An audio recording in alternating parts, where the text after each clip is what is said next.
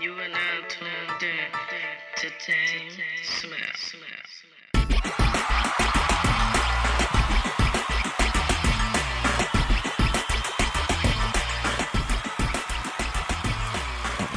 Welcome to Musician Talks. This is DameSmiff, and this is episode 36. And today I want to talk about acquiring resources as an artist.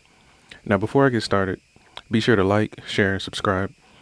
And make sure you share this video with anybody who's interested in the music industry, learning new soft skills as an artist, and improving their musical career or their creative career, or if you're just interested in how artists and musicians function in today's society.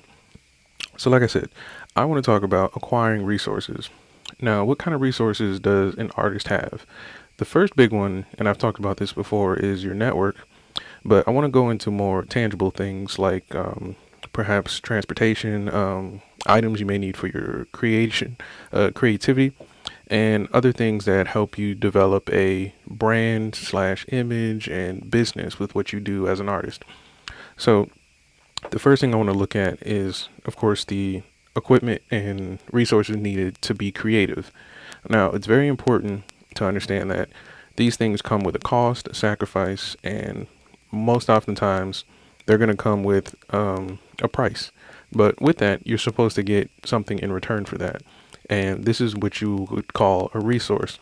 Now, in my previous episode, I talked about investing, especially with your first royalty check and things like that. But today I want to talk about utilizing and understanding how to acquire these resources. So let's say you're an artist and you're starting out, you're usually an individual before you become a group or an ensemble and things like that. And you want to develop a space to be creative. Well, it's best to think about the space you'll need, the physical space, meaning like I'm in a room right now, and the specific equipment you'll need to create. So once you understand that, it's pretty easy to understand that. Like if you're a instrumentalist, you're going to need electricity. You're going to need space to make music that doesn't disrupt those around you. And you're going to need a way to record yourself as an instrumentalist. Now, this can be a number of ways depending on how you want your brand to be represented and what medium you want to use. So let's say you want to start a YouTube channel and you want to get a really good video going or video channel going with what you do on your instrument. Well, some of the resources you may need will be an interface, a computer to connect to the interface, which could be either an actual computer or your phone, and the cables needed to connect said devices, and also at the same time understanding that you will need a platform to put this content onto. So it could be YouTube, it could be Twitch, it could be Twitter, it could be Facebook, it could be Instagram, and many other websites that are out there. So with that, you have to set up the account for the profile or account and profile on whatever platform you're going to be putting your artwork on. Have a setup for the equipment that I described a moment ago, and as well have your instrument. So once you have those things in order, which I'm not going to go into detail with because it's very specific depending on what you need for yourself as an individual, but once you have those resources gathered, then it's a matter of utilizing those resources correctly. But the way you acquire these things, sometimes you can come straight out of pocket.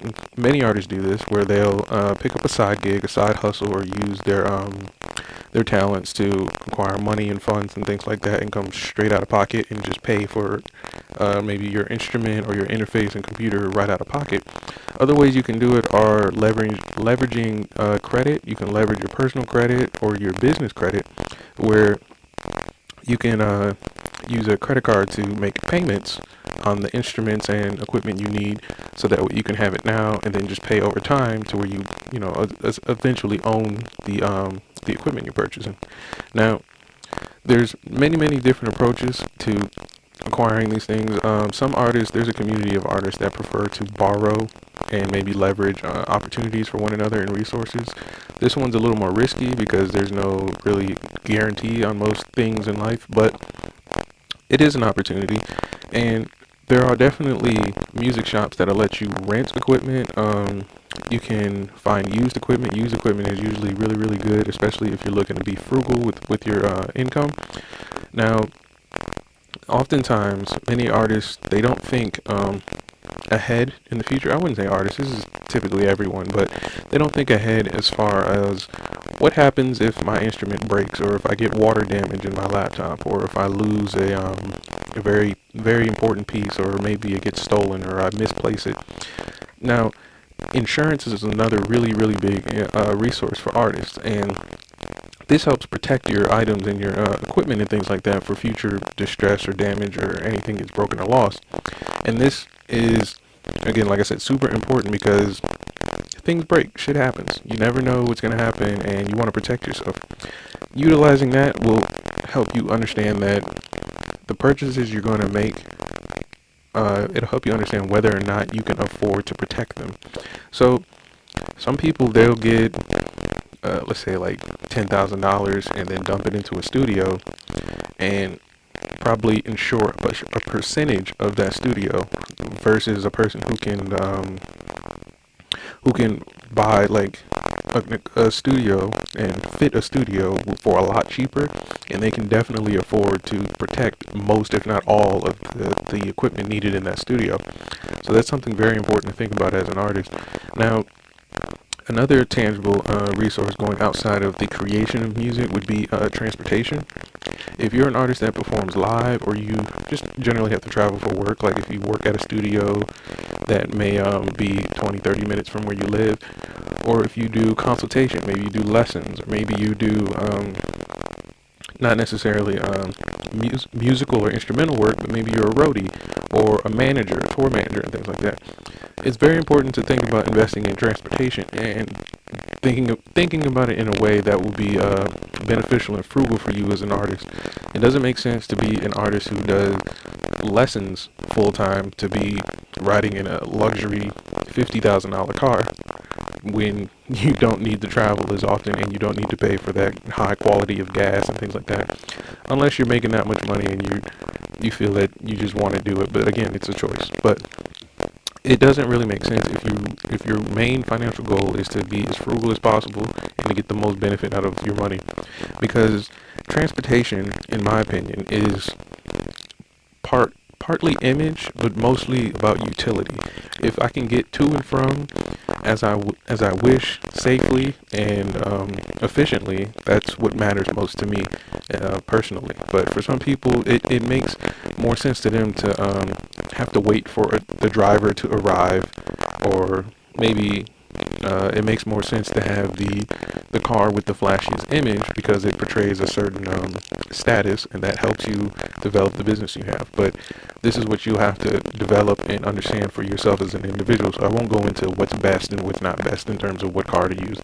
Now, there's other artists who their workload or the resources that they have are kind of light, so they can utilize different things like let's say Uber or public transportation, or even rent a car or rent a vehicle and things like that. And these things can be super important for you, because you don't want to have to, let's say, do a Friday night rock gig and it costs you $75 to come to and from the gig, and that money could have definitely went towards either the business account, or went to paying people, or went to whatever else you needed that money for. So it's super important to understand what your resources are as an artist, and to make sure you understand how to utilize these resources. There's many sites that help you facilitate these things by yourself, but it's good to understand and build a rapport with different businesses, and build kind of like a network, like I talked before in a previous episode, but a network of businesses that you can trust to help run your business as an artist. So I want to pose a question. What are some resources you use today that you feel are perfect for you as an artist? And just list them below. And this is Musician Talks with DameSmiff, episode 36. And today we talked about garnering resources as an artist today. Like I said before, like, share, and subscribe, and share this video with anybody who's interested in the music industry. So I'll be here every single day, except for Wednesdays between 9 a.m. and 11 a.m. And that's it. I'm out.